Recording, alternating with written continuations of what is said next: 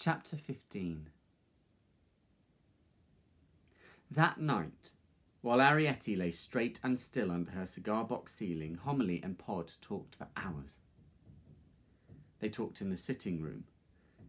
They talked in the kitchen, and later, much later, she heard them talk in their bedroom.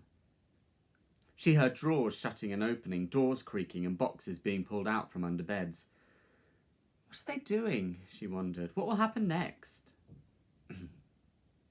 Very still she lay in her soft little bed with her familiar belongings about her, her postage-stamp view of Rio Harbour, her silver pig off a charm bracelet, her turquoise ring which sometimes for fun she would wear as a crown. And dearest of all, her floating ladies with the golden trumpets, tooting above their peaceful town. She did not want to lose these, she realised suddenly, lying there straight and still in bed. But to have all the other things as well, adventure and safety mixed, that's what she wanted. And that, the restless bangings and whisperings told her, is just what you couldn't do. As it happened, Homily was only fidgeting, opening drawers and shutting them, unable to be still. And she ended up, when Pod was already in bed, by deciding to curl her hair. Now, Homily, Pod protested wearily, lying there in his nightshirt. There's really no call for that. Who's going to see you? Well, that's just it, exclaimed Homily, searching in a drawer for her curl rags. In times like these, no one ever knows. I'm not going to be caught out, she said irritably, turning the drawer upside down and picking over the spilled contents, with my hair like this. She came to bed at last, looking spiky, like a washed-out gollywog, and Pod, with a sigh, turned over at last and closed his eyes. Homily lay for a long time staring at the oil lamp. It was the silver cap of a scent bottle with a tiny floating wick. She felt unwilling, for some reason, to blow it out. There were movements upstairs in the kitchen above, and it was late for movements. The household should be asleep. And the lumpy curlers pressed uncomfortably against her neck. She gazed, just as Arrietty had done, about the familiar room. Too full, she realised, with little bags and boxes and makeshift cupboards, and thought, what now? Perhaps nothing will happen after all. The child perhaps is right, and we're making a good deal of fuss about nothing very much. This boy, when all's said and done, is only a guest, perhaps, thought Homily. Perhaps he'll go away again quite soon, and that, she told herself drowsily, will be that. Later, as she realised afterwards, she must have dozed off because it seemed she was crossing Parkin's Beck. It was night and the wind was blowing and the field seemed very steep. She was scrambling up it along the ridge by the gas pipe, sliding and falling in the wet grass. And the trees, it seemed to Homily, were threshing and clashing, their branches waving and soaring against the sky. Then, as she told them many weeks later, there was a sound of splintering wood. And Homily woke up. She saw the room again and the oil lamp flickering, but something she knew at once was different. There was a strange draught, and her mouth felt dry and full of grit.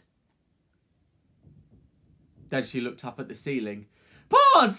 She shrieked, clutching his shoulder. Pod rolled over and sat up. They both stared at the ceiling. The whole surface was on a steep slant, and one side of it had come right away from the wall. This was what had caused the draught.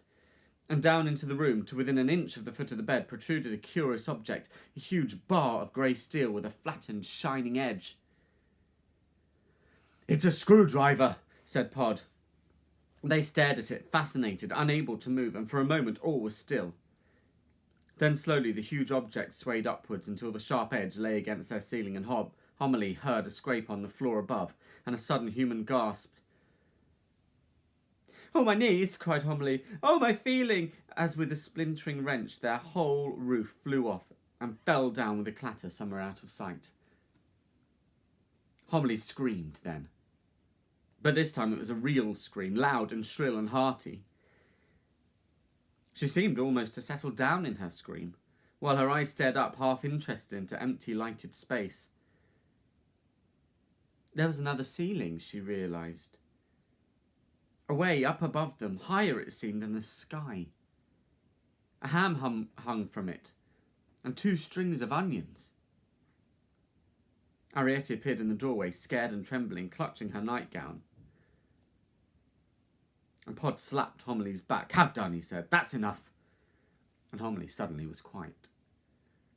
A great face appeared then between them and that distant height. It wavered above them, smiling and terrible. There was silence, and Homilly sat bolt upright, her mouth open. "Is that your mother?" asked a surprised voice after a moment. And Arrietty from the doorway whispered, "Yes." It was the boy.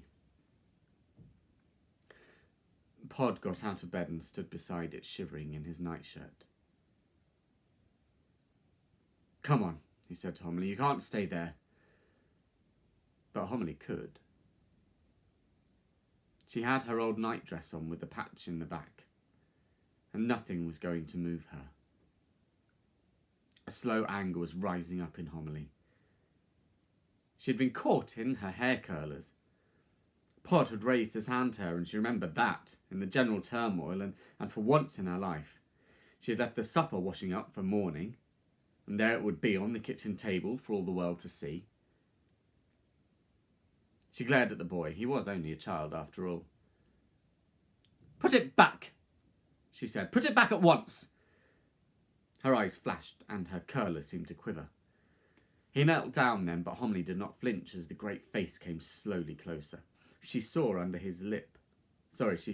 underlip, pink and full like an enormous exaggeration of Arrietty's, and she saw it wobble slightly. "But I've got something for you," he said. Homilly's expression did not change, and Arrietty called out from her place in the doorway, "What have you got?"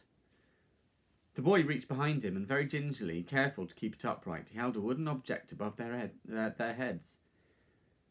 "It's this," he said, and carefully, his tongue out and breathing heavily, he lowered the object slowly into their hole. It was a doll's dresser, complete with plates. It had 2 drawers in it and a cupboard below. He adjusted its position at the foot of Homilly's bed. Arrietty ran round to see better. "Oh," she cried ecstatically. "Mother, look!" Homilly threw the dresser a glance. It was dark oak and the plates were hand-painted. And she looked quickly away again. "Yes," she said coldly, "it's very nice." There was a short silence which no one knew how to break. "The cupboard really opens," said the boy at last, and the great hand came down all amongst them, smelling of bath soap. Arrietty flattened herself against the wall, and Pod exclaimed, nervous, "Now then." "Yes," agreed Homilly after a moment, "I see it does." Pod drew a long breath, a sigh of relief as the hand went back. "There, Homilly," he said placatingly, "you've always wanted something like that." "Yes," said Homilly. She still sat bolt upright, her hands clasped in her lap. "Thank you very much. And now," she went on coldly, "will you please put back the roof?" "Wait a minute," pleaded the boy. Again he reached behind him. Again the hand came down, and there, beside the dresser, where there was barely room for it, was a very small doll's chair. It was a Victorian chair, upholstered in red velvet. "Oh!" Arrietty exclaimed again, and Pod said shyly, "Just about fit me, that would." "Try it," begged the boy, and Pod threw him a nervous glance. "Go on," said Arrietty, and Pod sat down in his nightshirt, his bare feet showing. "That's nice," he said after a moment. "It would go by the fire in the sitting room," cried Arrietty. "It would look lovely on red blotting paper."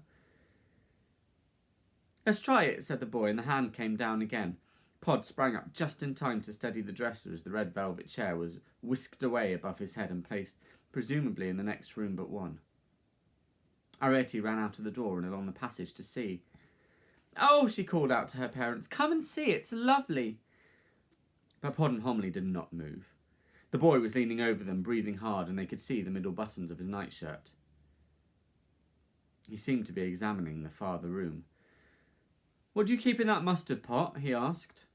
Cole, said Arrietty's voice, and I helped to borrow this new carpet. Here's the watch I told you about, and the pictures. I could get you some better stamps than those, the boy said.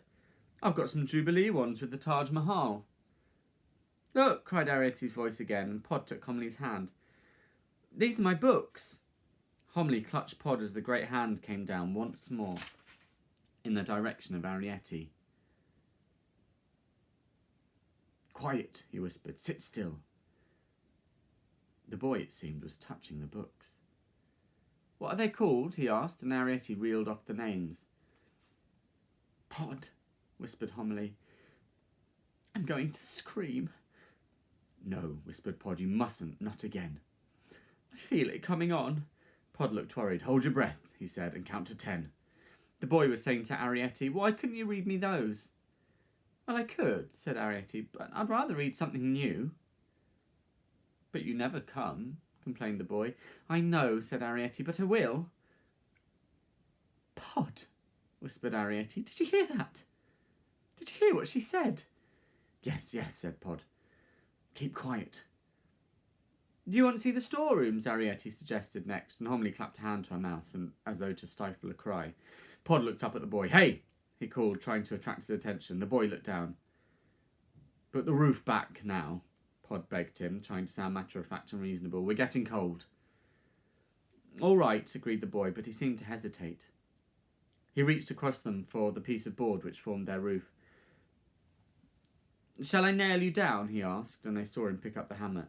It swayed above them, very dangerous looking. Of course nail us down, said Pod irritably.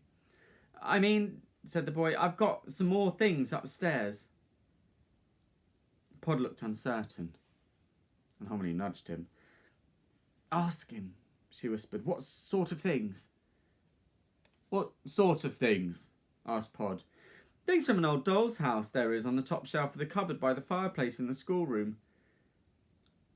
I've never seen no doll's house, said Pod.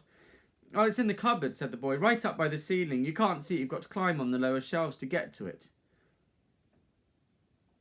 What sort of things are there in the doll's house? Asked Arrietty from the sitting room. Oh, everything, the boy told her. Carpets and rugs and beds with mattresses. And there's a bird in a cage. Not a real one, of course, and cooking pans and tables and 5 gilt chairs and a pot with a palm in it. A dish of plaster tarts and an imitation leg of mutton. Homily leaned across to Pod. Tell him to nail us down lightly, she whispered. Pod stared at her and she nodded vigorously, clasping her hands. Pod turned to the boy. All right, he said. You nail us down, but lightly, if you see what I mean. Just a tap or two here and there.